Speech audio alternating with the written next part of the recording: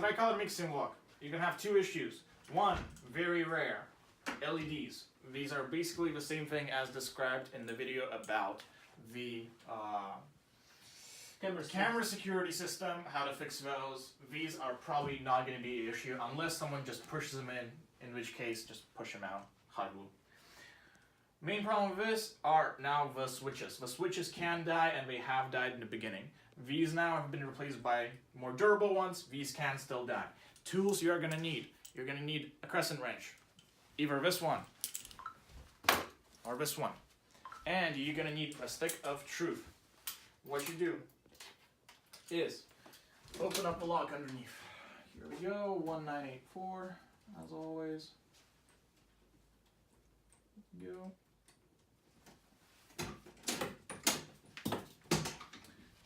And usually, there's a bigger version of this. Yeah, we have a bigger version, but the idea is... Maybe we can add a bracket or something like that, so you can do something like that. But main idea is that it's this.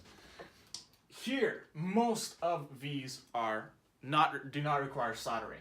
Usually the ones that break do. So, you take the crescent wrench, you lower this down, you undo the switch, the broken switch. You'll definitely know, since one way to check if this thing is broken, wiggle them sideways or up and down. If it can go a full 360 sideways, or you can basically tell when you push it down the lights blink or something like that, then it's broken and needs replacement. Or when one of these solder joints is off, you can basically, if you touch it and it starts blinking, then it's wrong. So to fix it, once you undid the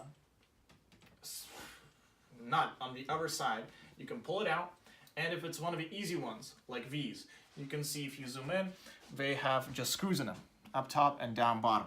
All you gotta do is unscrew these, put in the new switch, which will have screws, and just screw them back with the new contacts. Put in back the nut, and it's good. If it's a difficult fix, if it's one of these switches, as you can see they're soldered too, you have two ways. One way, if you want, you can do solder, and you can unsolder these contacts, get it out, put in a new one, solder them back too. Make sure, actually no, the new ones are still gonna be using the new screw design, so all you gotta do is get these off. So you can actually just cut these, no soldering required. Just cut these, make sure that there's live wire exposed, put them into the new contacts, screw them back on, then you're good. Yeah, and make sure there's it's a good connection here, good connection here.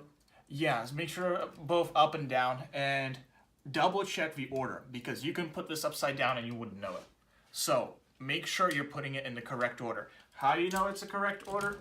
Here, lower down. You know it's the correct order because of this trick. Let's say we're replacing this switch right here. There is nothing on it that from the other side will tell you which direction it is until you look at this little channel. This channel has to match up with whatever channel direction was on here. Here, this would be this way. On this one, the channel is below, so it'll be upside down. You can see this small thing here. It's a small channel. Right there. Yeah, this channel. So, and once again, same channel on this switch. That's how you know direction.